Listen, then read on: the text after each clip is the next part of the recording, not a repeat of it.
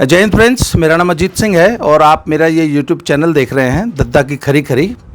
और आज मैं हरियाणा के ये खेवड़ा गांव में आया हुआ हूँ और मेरे साथ ये जो सितारा, ये स्टार, ये युवा जो मेरे साथ बैठा है, इनका नाम है सुमित अंतिल। और ये इन्होंने अभी अभी ये जो टोक्यो पैरालंपिक्स में जेवलिन थ्रो में गोल्ड मेडल जीता है, और न सिर्फ गोल्ड मेडल जीता है बल्कि एक वर्ल्ड रिकॉर्ड बनाया है। तो आइए हम आज सुमित से बातचीत करते हैं कि उन्होंने ये सफलता कैसे हासिल की और यहाँ तक आते हुए क्या क्या संघर्ष हुए जीवन में, और आज वो कैसा महसूस कर रहे हैं और वो आज की युवा पीढ़ी के लिए क्या संदेश देना चाहते हैं। तो आइए हम बातचीत करते हैं सुमित से। हेलो सुमित, सबसे पहले तो कॉन्ग्रेचुलेशंस। और you have done really great. मतलब ये इतनी बड़ी अचीवमेंट है जिसके लिए हमारे पास शब्द नहीं है आपको कंग्रेचुलेट करने के लिए, और आपने एक इतनी बड़ी अचीवमेंट हासिल की है। तो हम सबकी तरफ से आपको बहुत बहुत शुभकामनाएं, मुबारकबाद। तो सुमित, सबसे पहले ना हमें आप अपने बारे में बताइए कि आप अपनी बेसिक एक इंट्रोडक्शन दीजिए। मेरा नाम सुमित अंतिल है और जैसे सर ने बताया मैं खेवड़ा गांव से बिलोंग करता हूं जो सोनीपत में है अभी। और ये जर्नी 2017 से स्टार्ट हुई थी, जब 18 दिसंबर 2017 को मैं पहली बार एक्सीडेंट के बाद में पहली बार जब साई स्टेडियम में गया, तो वहाँ से मैंने जेवलिन को पहली बार फील किया था, उठाया था। और बीच में कठिनाइयाँ काफ़ी आई क्योंकि जिस लेग से मैं ब्लॉक करता हूँ पूरी बॉडी, वो आर्टिफिशियल है। तो शुरू में इतने महंगे पैर नहीं थे मेरे पास, तो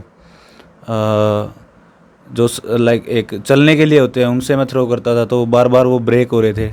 तो वो एक काफ़ी चिंता का विषय था मेरे लिए।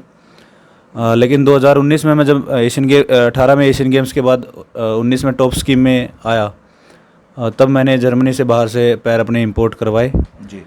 और उसके बाद एक स्टेबल हो गया कि हाँ, फिर पैर नहीं टूटे। फिर मैं एक ऑप्शंस ढूंढने लगा कि कौन सा लेग मेरे लिए सबसे ज़्यादा सूटेबल है। और पेन भी बहुत सा है क्योंकि पूरी बॉडी जिससे करते हैं वो आर्टिफिशियल है, तो काफ़ी इम्पैक्ट पड़ता है। जो स्टंप है मेरा, उस पर कई बार खून भी निकलाता है, घाव भी हो जाते हैं और छाले भी हो जाते हैं। लेकिन वही था कि लक्ष्य पे ही सीधा ध्यान था और पैरालंपिक्स पे ही सीधा मेरा मेन फोकस था। तो अच्छा सुमित, एक बात बताइए, ये एक्सीडेंट कैसे हुआ था और कब की बात है? आपकी एज क्या थी और कैसे हुआ था एक्सीडेंट, उसके बारे में ज़रा बताइए हमको। ये एक्सीडेंट सर 5 जनवरी 2015 को हुआ था। मैं तब आपकी आयु क्या थी? मेरी एज 16-17 साल के आसपास थी। अच्छा, तब आप 16-17 साल? हाँ जी, मैं 12th क्लास में था। अच्छा जी। और मैं अकाउंट्स का ट्यूशन पढ़ के आ रहा था सोनीपत से। अकाउंट्स की ट्यूशन पढ़ के आ रहे थे? हाँ जी, सोनीपत से? हाँ जी जी। तो तब ट्रैक्टर के साथ मेरा एक्सीडेंट हो गया था, और जो उसकी ट्रॉली होती है पीछे की, वो सीमेंट से भरी हुई थी। तो उसमें एक फंस गया था, बाइक फंस गई थी मेरी। तो उससे निकल नहीं पाया मैं, तो उससे मेरी लेग बिल्कुल क्रश हो गई थी। अच्छा, लेग बिल्कुल क्रश हो गई। हाँ, तो डॉक्टर्स को दिल्ली बेस हॉस्पिटल में मेरा ऑपरेशन हुआ, तो उसी दिन उनको एम्पुटेट करनी पड़ी थी वो लेग। और उसके बाद 53 दिन में हॉस्पिटल में रहा। 53 डेज? हाँ जी। तो कौन सी लेग थी जो? लेफ्ट लेग थी, बिलो नी एम्पुटी। बिलो नी? हाँ जी, घुटने से नीचे, काफ से जी। तो उसके बाद फिर 1 महीने के रेस्ट के बाद मैं जो अपना आर्मी के अंडर में है आर्टिफिशियल लिम्ब सेंटर पूना जी, तो वहाँ मैं गया और वहाँ से 40 दिन रह के आया था। वहाँ पे अपनी पहली आर्टिफिशियल लेग लगवाई थी मैंने वहाँ से। तो देखिए सुमित, आम तौर पे क्या होता है ना कि जब किसी बच्चे के साथ या किसी भी व्यक्ति के साथ इतना बड़ा एक्सीडेंट, इतना बड़ा हादसा हो जाए और पूरी लाइफ जो है ना वो एक पलट जाती है, it is a huge setback. तो फिज़िकल ट्रॉमा के साथ जो सबसे बड़ी प्रॉब्लम आती है ना, जो साइकोलॉजिकल ट्रॉमा होता है ना, वो आदमी को पूरी तरह अंदर तक तोड़ देता है। तो उस ट्रॉमा से आपने कैसे रिकवर किया? और जब एक्सीडेंट हो गया और आपको पता लग गया कि मेरी पैर काटना पड़ेगा, तो उस वक्त जो साइकोलॉजिकल ट्रॉमा था वो कितना था और आप उससे बाहर कैसे आए? सबसे बड़ा पॉइंट ये है। बिल्कुल सर, जैसे मैं सोनीपत से बिलोंग करता हूँ, यहाँ पे हर घर में रेसलिंग करते हैं बच्चे। तो मैं भी एक रेसलिंग ही करता था। हालांकि मैं रेसलर इतना अच्छा खासा नहीं था, बट एक स्पोर्ट्स कोटे से आर्मी में सिलेक्शन हो जाए इसलिए मैं रेसलिंग करता था। और जब मेरे को पता लगा कि लेग खो दिया मैंने, तो काफ़ी दुख हुआ उस टाइम पे। लेकिन जिस तरह से मेरी पूरी फैमिली ने मेरे को सपोर्ट किया और एक मोटिवेट किया कि नहीं तू, और शायद तेरे भाग्य में यही था, तू और कुछ अच्छा करेगा, तो काफ़ी मोटिवेशनल बातें करते थे घर वाले। और जब सबसे मेन मोटिवेशन मिला जब मैं आर्टिफिशियल लिम्ब सेंटर पूना में गया, तो वहाँ मैंने अपने से भी लाइक और ज़्यादा थोड़े बुरे हालात बोल सकते हैं हम, तो वैसे लोगों को देखा। तो यहाँ मैं सोच रहा था कि मैं ही क्यों, ईश्वर मेरे साथ क्यों हुआ। लेकिन वहाँ जब मैं गया तो मैंने देखा उनको, तो फिर एक ये हुआ कि मैं तो बहुत ज़्यादा लकी हूँ कि मैं इस सिचुएशन में हूँ। तो वहाँ से काफ़ी मोटिवेशन मिला, और वहाँ पे एथलीट्स भी थे तो उनको भी देखा मैंने। तो वहाँ से मेरे को पैरा गेम्स के बारे में पता लगा था कि हाँ पैरा गेम्स भी होते हैं। अच्छा, तो देखिए सुमित ने एक बहुत बड़ी बात कही कि जब ये पूना में वो आर्टिफिशियल लिम्ब सेंटर में गए और वहाँ पे जब इन्होंने अन्य लोगों को देखा तो इनको महसूस हुआ कि नहीं, मेरे साथ तो बहुत छोटा हादसा हुआ है, लोगों की मुझसे भी ज़्यादा बुरी दशा है, मेरे से भी ज़्यादा बुरे एक्सीडेंट्स हुए हैं। तो I am so thankful to God कि ईश्वर ने मेरी कम कड़ी परीक्षा ली है, मेरे को आसान पेपर आया है, मेरे से ज़्यादा कठिन परीक्षा लोग दे रहे हैं। तो आप फिर एक काम चलाओ, जो मतलब सिंपल वॉकिंग के लिए जो आर्टिफिशियल लिम्ब होता है वो लगवा के आप पूना से आ गए। तो इस हादसे के बाद और जब आर्टिफिशियल लिम्ब आपको लग गया, तो आर्टिफिशियल लिम्ब में तो धीरे धीरे चलने की प्रैक्टिस, पहले तो चलना ही बड़ा, एक आर्टिफिशियल लेग से आपने चलना सीखा होगा ना, धीरे धीरे आपकी बॉडी ने उस आर्टिफिशियल लेग को एक्सेप्ट किया होगा। उसके बाद ये एहसास कब हुआ कि नहीं नहीं, मैं तो वापस अपना स्पोर्ट्स शुरू कर सकता हूँ और इससे एक पैर गंवा देने के बावजूद I can continue with my sporting career, ये प्रेरणा और ये विचार कैसे आया मन में? ये विचार सर, हमारे गांव में एक पैरा एथलीट हैं राजकुमार हुड्डा भाई साहब, तो उन्होंने मेरे को बताया कि पैरा गेम्स ज्वाइन करो, आपकी बॉडी फिजिक वगैरह काफ़ी अच्छी है, हाइट भी काफ़ी अच्छी है। तो मैं बस देखने गया था शुरू में, तो लेकिन जब मैंने जेवलिन को छुआ बहुत हल्की लगी मेरे को। कोई भी जेवलिन थ्रो शुरुआत इसी से करता है कि ये बहुत हल्की है, लेकिन बहुत ही ज़्यादा टेक्निकल गेम है ये। हाँ। और जब मैं आर्टिफिशियल लेग लगवा के फर्स्ट टाइम आया वहाँ से, तो ऊपर वाले का आशीर्वाद कहूँगा कि जो मेरा चलने का तरीका है, जो गेट साइकिल बोलते हैं जिसे, वो नॉर्मल ही है, लाइक किसी को इतना जज पता नहीं लगता अगर जो वैसे देखे। तो उसके बाद मैं रामजस कॉलेज दिल्ली यूनिवर्सिटी में मैंने एडमिशन लिया, और उसके 2 साल तक मैंने वहाँ पे रेगुलर में गया। ये कितनी पुरानी बात है? ये 2015 की ही बात है। 15 में आपने रामजस में एडमिशन, क्योंकि हाँ आपने 12th पास किया था। हाँ, मैंने उसी साल 12th पास किया था, और साथ के साथ मैंने रामजस कॉलेज में एडमिशन लिया था।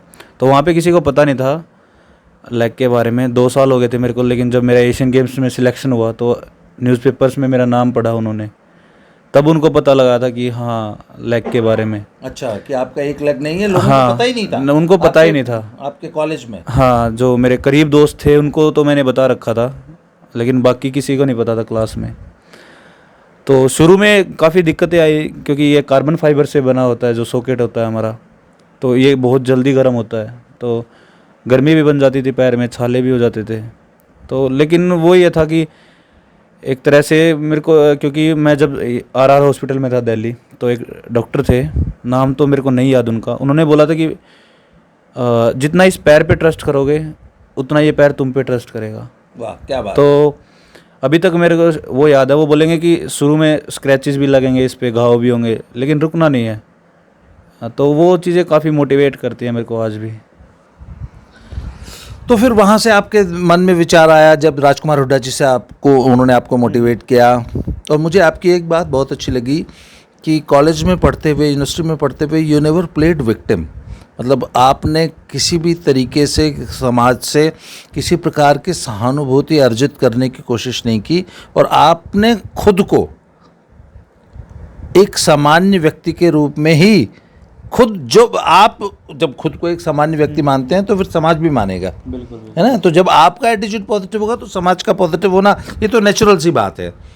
अच्छा, तो फिर राजकुमार हुड्डा जी से प्रेरणा मिली, आप रामजस कॉलेज में पढ़ रहे थे, तो अच्छा, वाई जेवलिन ओनली, जेवलिन ही क्यों चूज़ किया आपने? और भी तो कोई इवेंट आप चूज़ कर सकते थे एथलेटिक्स में।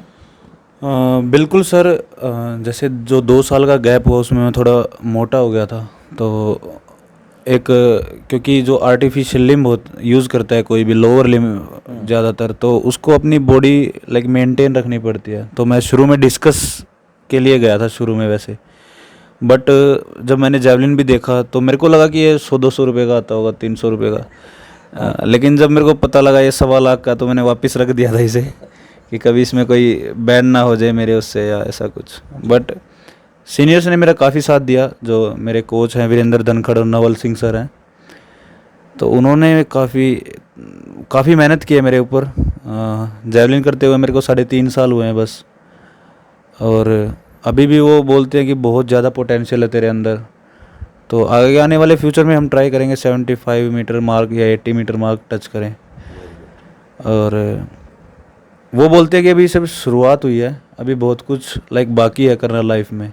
तो अभी एशियन गेम्स का मेडल नहीं है मेरे पास, तो उसी पे मैं सबसे ज़्यादा फोकस करूँगा। अभी वर्ल्ड चैम्पियनशिप का ऑलरेडी मेरे पास सिल्वर मेडल है।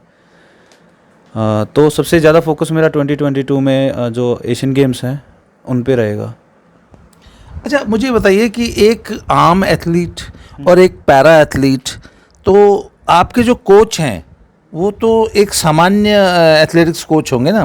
तो एक सामान्य एथलीट जो है उसकी टेक्निक या उसकी फिजिकल प्रिपरेशन और एक पैरा एथलीट की फिजिकल प्रिपरेशन, तो एक सामान्य कोच क्या आपकी ज़रूरतों को, आपकी लिमिटेशंस को समझते हैं और उनकी जो ट्रेनिंग थी, है ना, क्योंकि आपकी ट्रेनिंग निश्चित रूप से एक सामान्य एथलीट से अलग होगी, तो वो ट्रेनिंग में सामंजस्य आपके कोच ने कैसे बिठाया? जो वीरेंद्र धनखड़ जी जो मेरे कोच हैं वो खुद एक पैरा एथलीट हैं। अच्छा, खुद पैरा। हाँ जी, तो वो समझते हैं लाइक पैरा एथलीट्स की दिक्कत जो आती है उन्हें।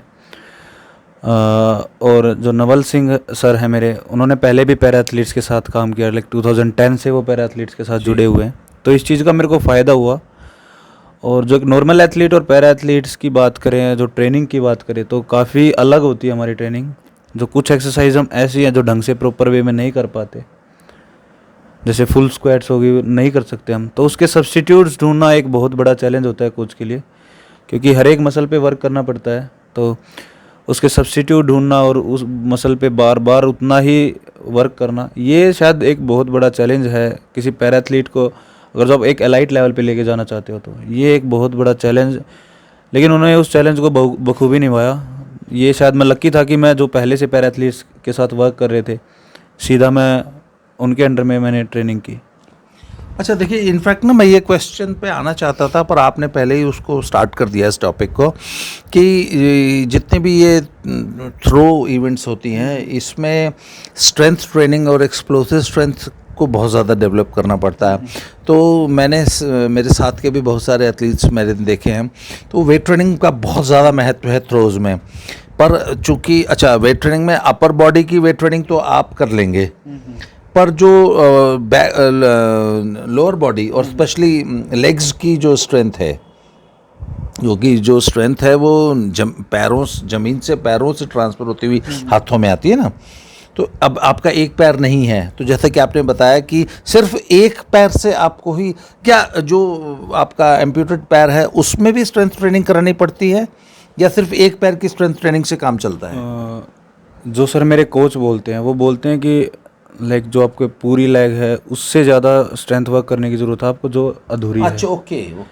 तो इससे ज़्यादा बिल्कुल ज़रूरत उस उसको strength training की मैं ज़रूरत है। वर्कआउट भी उसी पे ज़्यादा करता हूँ। लाइक स्क्वाट्स की बात करें तो हाफ स्क्वाट्स वगैरह, मैं स्नैच वगैरह लगा लेता हूँ। शुरू में दिक्कत आई थी हमें, डेफिनेटली किसी को भी आएंगे, डेफिनेटली इसमें कोई शक नहीं है, बट एक यूज टू हो जाते हैं एक टाइम के बाद में बॉडी, तो वो अपने आप को लाइक बॉडी में कुछ ऐसा है जो खुद को बैलेंस कर लेता है वो एक टाइम पे आके। अगर जो किसी चीज़ को बार बार कर रहे हो, तो 3-4 एक्सरसाइज हैं वेट ट्रेनिंग में जो लाइक नहीं कर पाते हम। लाइक अगर जो स्क्वाट्स की बात करें तो एक फुल स्क्वाट्स, हाफ स्क्वाट्स में भी लाइक हम एक लिमिटेड वेट तक ही जाते हैं, क्योंकि उसके बाद जो आर्टिफिशियल लेग है वो ब्रेक होने के चांसेस बढ़ जाते हैं।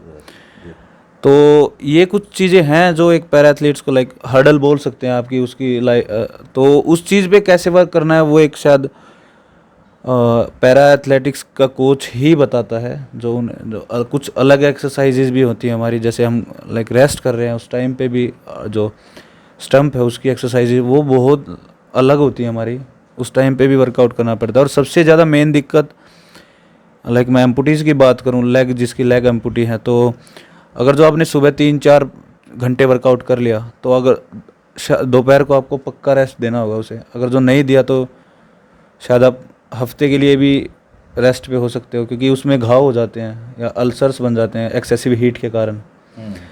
तो अगर जो सुबह वर्कआउट किया तो दोपहर को आपको, अगर जो शाम को दोबारा से वर्कआउट करना है तो पक्का दोपहर को आपको रेस्ट देना पड़ेगा उसे। आप कहीं जा नहीं सकते ना, कोई लाइक घर का काम कर सकते। वो एक लिमिटेशन होगी, वो एक लिमिटेशन होती है पैरा एथलीट्स पे। दैट मींस आप वो लेग रिमूव करके, हाँ, वो आराम से रिलैक्स पोर्शन को हाँ हवा में या हाँ ठंडी जगह एक्सपोज करके हाँ, इसी में तो वो एक थोड़ा शाम की ट्रेनिंग के लिए उस स्टंप को तैयार करते हैं, जिससे वो वापस उस लेग को बियर कर सके। बिल्कुल बिल्कुल।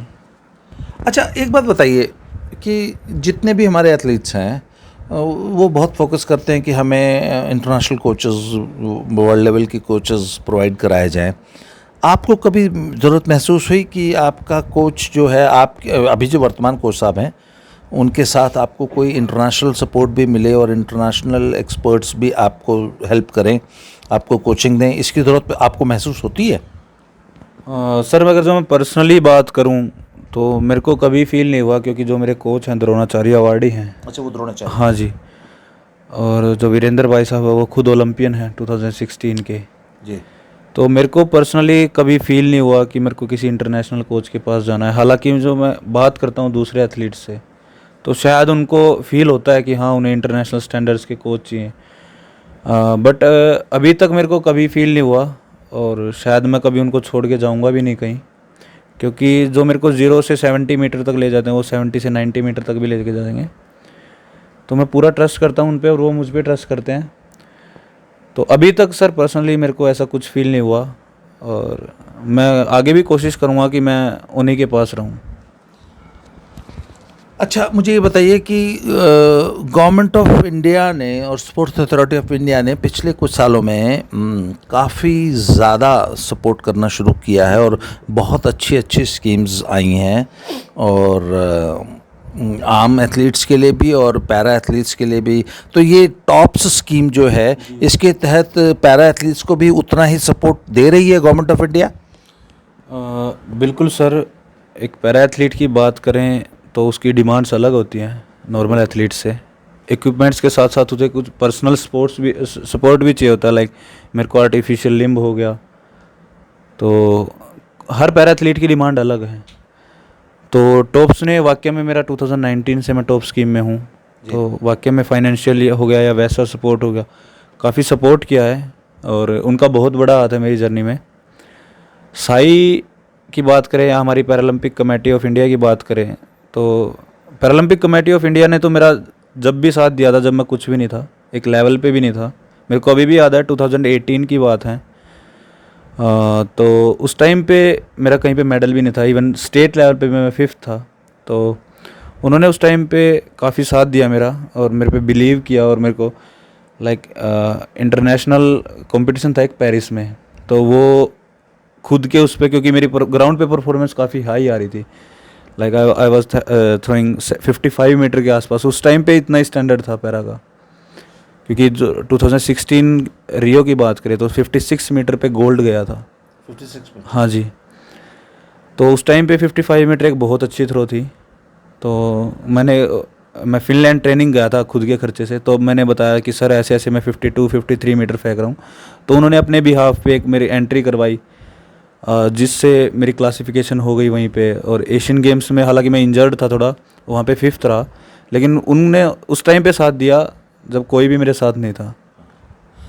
जिस वक्त सपोर्ट की सबसे ज़्यादा ज़रूरत होती है उस वक्त पैरालंपिक कमेटी ऑफ इंडिया ने आपका साथ दिया, ये एक बहुत बड़ी बात है और मैं I would like to appreciate Paralympics committee of India और स्पोर्ट्स अथॉरिटी ऑफ इंडिया ने भी आपको इतना सपोर्ट किया। अच्छा, मुझे बताइए कि कोई स्पेसिफिक डाइट की भी कोई लिमिटेशंस या कुछ है, या आप लोग की जो डाइट का जो पैटर्न है ट्रेनिंग के साथ जो डाइट का, वो एक आम एथलीट की तरह होता है कि उसमें कुछ अलग और वेट मैनेजमेंट का भी क्या इशू है, ज़रा वो बताइए। मैं थोड़े से टेक्निकल सवाल पूछ रहा हूँ इसमें। सर मैंने जितना सुना है, जितना जेवलिन को जाना है, 2 प्रकार के थ्रोअर होते हैं, एक टेक्निकल थ्रोअर है, एक पावर थ्रोअर होते हैं। तो जितना मैंने अपने बारे में सुना है, मैं एक पावर थ्रोइंग की बॉडी है मेरी। जैसे जैसे मेरी बॉडी में पावर बढ़ रही है, मेरी थ्रो भी बढ़ रही है। क्योंकि टेक्निकल अगर जो बात करें तो पैरा एथलीट वैसी टेक्निक चाह के भी नहीं ला सकता जो नॉर्मल, क्योंकि जेवलिन थ्रो में एक बैलेंस जो होता है बॉडी का वो बहुत हाई लेवल का चाहिए, और कहीं ना कहीं आर्टिफिशियल लिम्ब की वजह से हम वो लूज़ कर देते हैं थ्रो के टाइम पे। तो उस चीज़ पे वर्क कर रहे हैं अभी धीरे धीरे, लाइक जितना हमसे हो रहा है। और उसके बाद स्ट्रेंथ पे ज़्यादा हम फोकस रहते हैं, क्योंकि स्ट्रेंथ खुद मेरे पर्सनली फील किया कि जब जब मेरी स्ट्रेंथ बढ़ी है, मेरी जेवलिन भी बढ़ी है। और तो सवाल मेरा डाइट पे अगर जो डाइट की बात करें तो एक नॉर्मल एथलीट्स की तरह ही डाइट होती है हमारी। तो वो डिपेंड करता है कि आप किस टाइप के थ्रोअर हो। जो आप टेक्निकल थ्रोअर हो तो आपकी थोड़ी लाइट डाइट रहती है, लेकिन थ्रोइंग में कोई भी इवेंट हो डाइट आपकी हैवी ही रहती है एज़ कम्पेयर टू अगर पावर थ्रोअर थोड़ी लाइट रहती है। अगर जो आप पावर थ्रो हो तो आपको लाइक पावर वाली चीज़ें थोड़ी ज़्यादा खानी पड़ती हैं। तो वो चीज़ थ्रोइंग में तो सर बाकी ऐसा कुछ नहीं है कि कोई लाइक परहेज वगैरह नहीं होता किसी भी चीज़ का। लाइक रनिंग में मैंने देखा है कि एथलीट्स नहीं खाते लाइक फैट वगैरह वाली चीज़ें, लेकिन थ्रोइंग में ऐसा मैंने अभी तक कुछ देखा नहीं है पर्सनली। हाँ, एक प्रॉपर शेड्यूल हमारा ज़रूर होता है जो न्यूट्रिशनिस्ट तैयार करते हैं, बट उसमें सारा लाइक थोड़ी कार्ब्स ज़्यादा होती हैं, प्रोटीन भी, लाइक हर चीज़ थोड़ी हाई होती है। अच्छा, मुझे एक चीज़ बताइए कि जैसे ये जो स्पेशली ये जो जेवलिन थ्रो है ना, इसके प्रति भारत में बहुत ज़्यादा इंटरेस्ट जागृत हुआ जब नीरज चोपड़ा ने ओलंपिक गोल्ड जीता। तो उसके तुरंत बाद ये आपकी परफॉर्मेंस आ गई, मतलब बैक टू बैक हमने 2 जेवलिन स्टार्स पैदा किए इस देश ने। तो मुझे एक बात बताइए, हमने देखा कि जब जेवलिन थ्रोअर फुल स्पीड से भाग के आ रहा है और फिनिशिंग लाइन पे वो ब्रेक मारता है ना, थ्रो के बाद ही आपको वो लाइन से तो पहले रुकना होता है। तो हर आदमी की अलग अलग टेक्निक होती है। जैसे नीरज जो है वो ज़मीन पे गिर जाते हैं, कुछ लोग वैसे ब्रेक मारते हैं। तो एक पैर न होने की वजह से वो ब्रेकिंग में आप लोगों को कितने अच्छा हाँ, एक चीज़ और बताइए, आप लेफ्ट हैंड से थ्रो करते हैं कि राइट हैंड से? अच्छा, थ्रो आप राइट हैंड से करते हैं, लेफ्ट हैंड आपका एम्प्यूटेड है, तो ब्रेक आप कैसे मारते हैं? उसे अटैक बोलते हैं सर, ब्रेक नहीं कहते। हम एक कॉमन मैन की बात में ना, कॉमन हम तो मतलब कि आपने वहाँ रुकना है। बिल्कुल, उसके लिए एक जो हमारा जेवलिन रनवे होता है 30 मीटर का वो रनवे होता है जी। तो उस पर काफ़ी वर्क करते हैं हम। तो इतना हम डिस्टेंस रखते हैं कि आराम से रुक सके उस लाइन तक हम। अटैक की बात करें तो कहीं ना कहीं मैं जब IGP3 खेला नीरज चोपड़ा भाई साहब के साथ, मैं उनको बस देखने गया था कि वो उनमें ऐसा क्या है जो वो 80+ थ्रो कर रहे हैं हर इवेंट में, और हम क्यों नहीं कर पाए। तो कहीं ना कहीं जो आर्टिफिशियल लिम्ब की वजह से ग्राउंड कनेक्टिविटी है वो कहीं ना कहीं हम काफ़ी लूज़ कर देते हैं आर्टिफिशियल लिम्ब की वजह। हाँ जी, क्योंकि जो ग्राउंड से हमारी कनेक्टिविटी नहीं हो पाती पूरी, क्योंकि हिप पिछली रेयर लेग तो हिप चलाने में यूज़ हो जाती है, लेकिन जो ग्राउंड कनेक्टिविटी जो फ्रंट लेग से बनती है, तो वो कहीं ना कहीं वो पॉइंट हम लूज़ कर रहे हैं। तो उस चीज़ पे भी हमने वर्क किया, लाइक अलग अलग लिम्ब्स यूज़ किए हमने उस टाइम पे।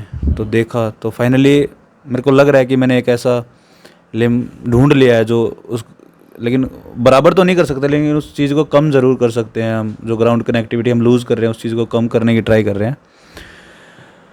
और बात करें वैसे ब्रेक की, अटैक की, तो वो कहीं ना कहीं थोड़ा ऑटोमेटिकली स्लो हो जाता है हमारा, क्योंकि रनवे इतना स्पीड नहीं लगा पाते हम। क्योंकि रनवे अगर जो स्पीड करना है तो हमें ब्लेड यूज़ करने पड़ेगा जो अटैक में हमें सहायता नहीं करेगा, और नॉर्मल लेग में इतनी स्पीड नहीं होती। तो वो पॉइंट्स हैं जिस पे शायद धीरे धीरे हम वर्क करेंगे कि उसको या बॉडी को उसके अकॉर्डिंग ढाल लें, या और कोई लाइक लिम हम फ्यूचर में ट्राई करेंगे। तो कोशिश करेंगे इस गैप को कम करने की। अच्छा, नीरज चोपड़ा जी से कितनी प्रेरणा मिली, उनका कितना आपको सहयोग रहा, या कितना उन्होंने आपको कितना प्रोत्साहित किया? नीरज चोपड़ा भाई साहब से, जैसे आपने कहा कि ओलंपिक्स के बाद जेवलिन चढ़ा है, मैं बोलूँगा कि जब उन्होंने अंडर-20 का वर्ल्ड रिकॉर्ड किया 2016 में, वहाँ से जेवलिन को लोग जानने लगे। जो एलाइट एथलीट्स एकदम से कोई नहीं बनता, तो काफ़ी सालों से जेवलिन पे वर्क हो रहा है, तब जाके लाइक गोल्ड आए हैं। तो अभी लोग बहुत ज़्यादा पहचानने लगे हैं। अभी काफ़ी लोगों को तो अभी पता है कि जेवलिन थ्रो भी गेम होता है कोई। जी। तो पहचान अभी मिली है जेवलिन थ्रो को, ये ज़रूर कहूँगा मैं। लेकिन इस पे वर्क काफ़ी पहले से हो रहा है। लाइक 2004 में अगर जो पैरा एथलेटिक्स की बात करें तो देवेंद्र झांझरिया भाई साहब का गोल्ड था, 16 में भी उनका गोल्ड था। लेकिन इतना जेवलिन पॉपुलर नहीं हुआ जितना अंडर 20 के वर्ल्ड रिकॉर्ड से हुआ है। तो उन्होंने एक क्रांति सी आई है जेवलिन में, तो ये तो मैं बिल्कुल श्योर कहूँगा। जो भी और इंस्पायर काफ़ी करते हैं। मैं उनसे मिला था 2018 में फर्स्ट टाइम। जी। मैं फिनलैंड में था, तो एक ही सेंटर में हम ट्रेनिंग कर रहे थे, तो वहाँ मेरी पहली बार मुलाकात हुई थी उनसे। फिर मैं IGP 3 में मिला, एक बार ज्वालाना स्टेडियम में भी मिला था। और अभी तो मैंने इंटरव्यू भी किया था लेकिन जब मैंने गोल्ड जीतने के बाद उनका ट्वीट पढ़ा कि खतरनाक परफॉर्मेंस भाई सुमित, तो कहीं ना कहीं मेरे को रियलाइज़ हुआ कि हाँ, वाकई में कोई एक अच्छी थ्रो लगाई होगी मैंने। तो आज की युवा पीढ़ी के लिए आप क्या संदेश देना चाहेंगे कि उनको क्या एटीट्यूड रखना चाहिए लाइफ के प्रति? युवा पीढ़ी की बात करें तो सर, मैं पूरे इंडिया की बात करूँगा तो काफ़ी एनर्जी है यहाँ के बच्चों में, जो मैंने खुद फील की है। तो ज़रूरत है बस उस एनर्जी को एक दिशा देने की। लाइक वो गलत कामों को छोड़ के एक अपने एनर्जी को सही काम में लगाएं। और अगर जो खुद पे बिलीव करेंगे तो वाकई में शायद उन्हें कोई भी नहीं रोक सकता एक बहुत बड़ा मुकाम हासिल करने के लिए। और एथलेटिक्स या कोई भी किसी भी फील्ड में कोई भी बच्चा तो वो अपना 100% देगा, तो मेरे को नहीं लगता कि कोई भी चीज़ ऐसी है जो उसे अपना मुकाम हासिल करने पे रोक पाए।